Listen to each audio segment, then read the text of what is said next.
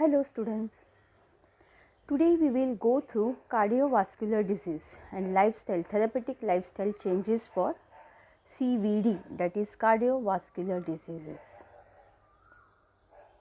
So we all know that it's so much relevant. Heart diseases are as accounts for one of every 2.8 deaths in US, also in Saudi Arabia and also in India.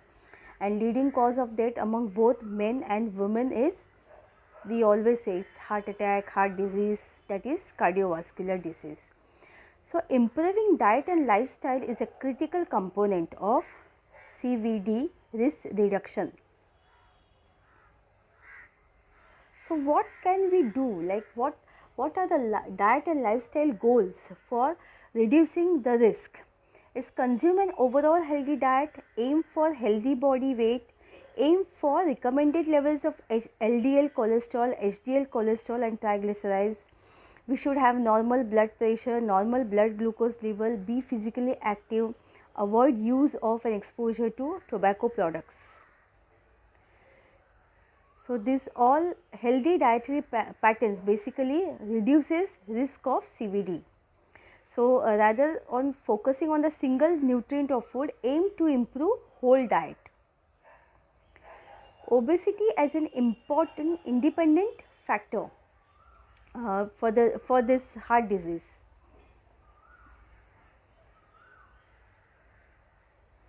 Obesity also adversely affects on LDL cholesterol, HDL cholesterol and other risk factors. A healthy body weight is currently defined as a body mass index of 18.5 to 24.9 kg per m square. This is a formula of, that is BMI. So how can we aim for healthy body weight? Again, recommended weight loss goal: 10% of initial weight gradually over 6 months, that is 0.5 to 0.9 kg per week.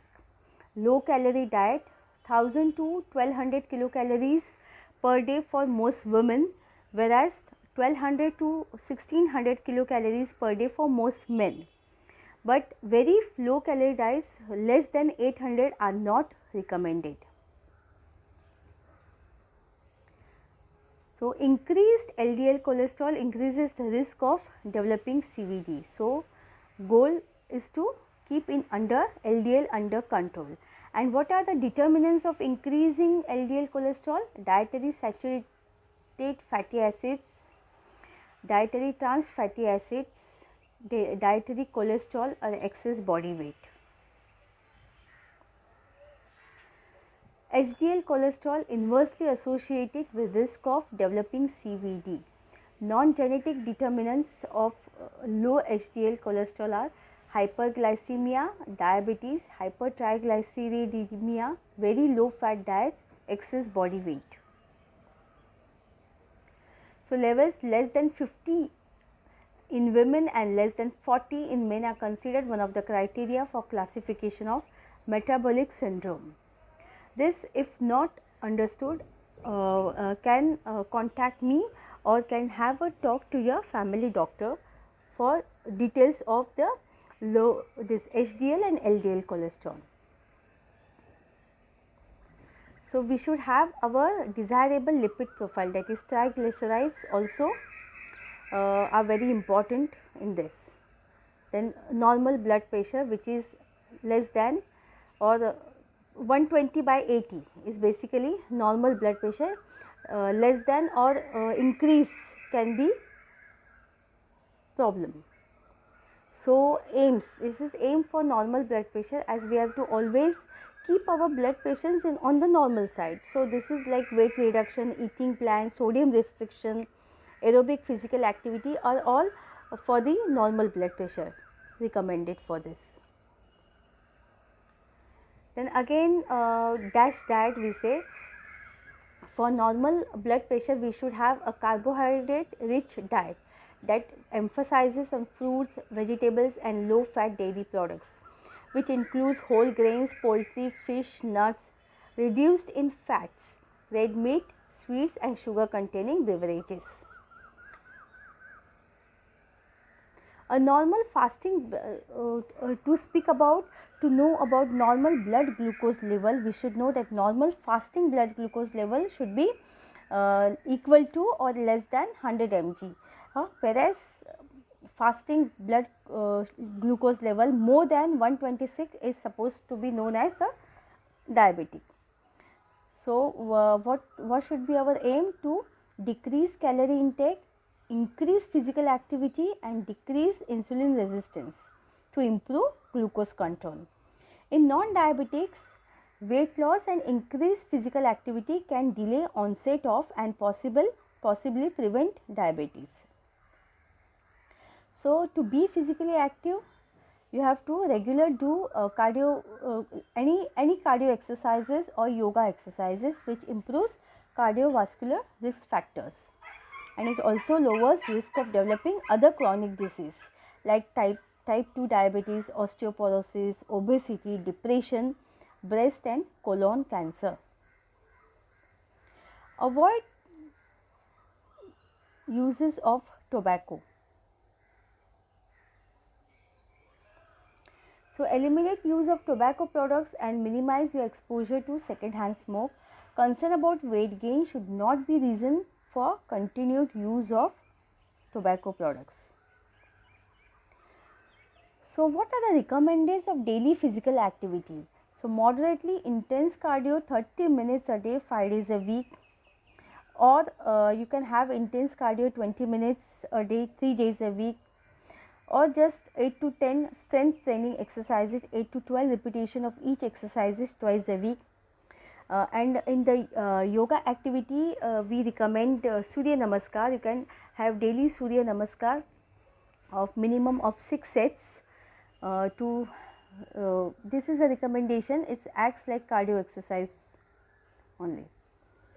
And then the balanced calorie intake and physical activity to achieve or maintain body health weight is 60 to 90 minutes of physical activity most days.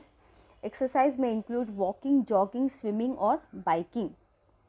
And your heart rate, maximum heart rate, like stay between 50 to 85% of your maximum heart rate. So, it is 220 minus age. So, you can calculate it. Consume a diet rich in vegetables and fruits, meet micronutrient, macronutrient and fiber requirements without adding substantially to energy consumption. Fruit juice is not equivalent to whole fruit.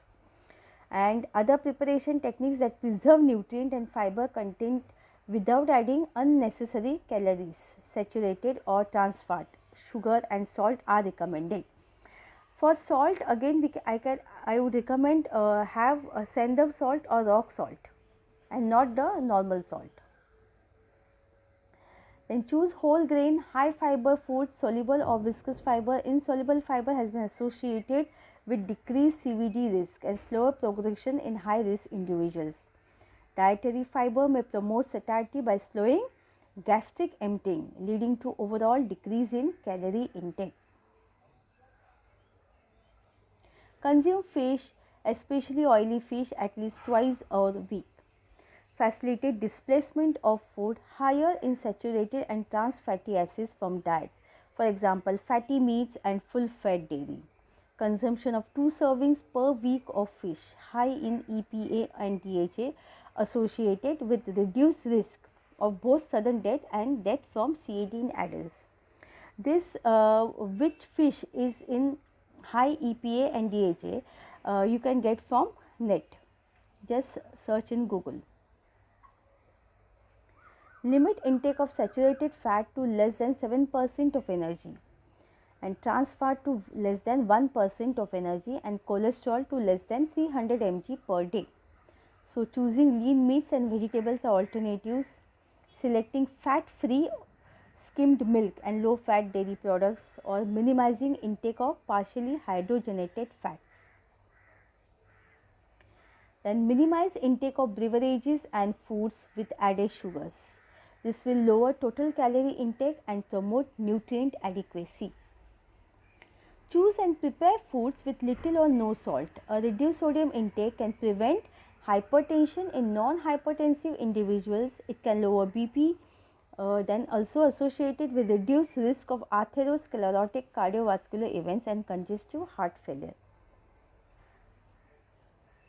When eating food that is prepared outside of home, follow the AHA 2006 diet and lifestyle recommendations. It is always written on the packaged food. Just read, always try to read any of the packaged food, just behind the package you can get all recommendations. This is the low calorie diet. You just have to important things here are carbohydrates. It should be 50 to 60% of the total calories. Protein should be 15% and fibers 20 to 30. So calories overall should be reduced by 500 to 1000 kilocalories. Antioxidant supplements, sometimes they are recommended, sometimes not. So it depends on according to the patients. Like selenium is to prevent CVD, so are not recommended. Food sources of antioxidant nutrients, principally fruits, vegetable, whole grains and vegetable oils are recommended. Soy protein.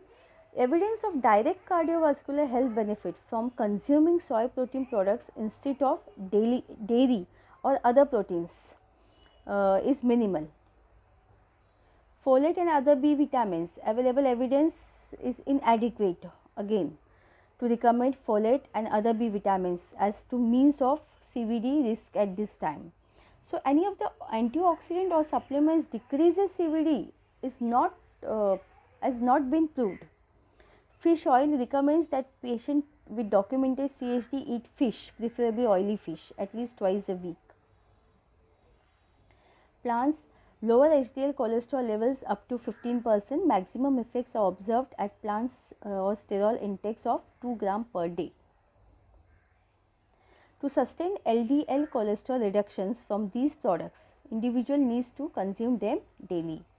So basically these all things what we have learned today is about the balanced diet, physical exercises and some of the yoga postures, daily yoga routine, at least 30 minutes a day. It could be equal to cardio exercises. So you have to follow daily. In any this related to cardiovascular disease, if you need any of the important recommendations or any of extra knowledge accordingly, you can just contact me, write to me.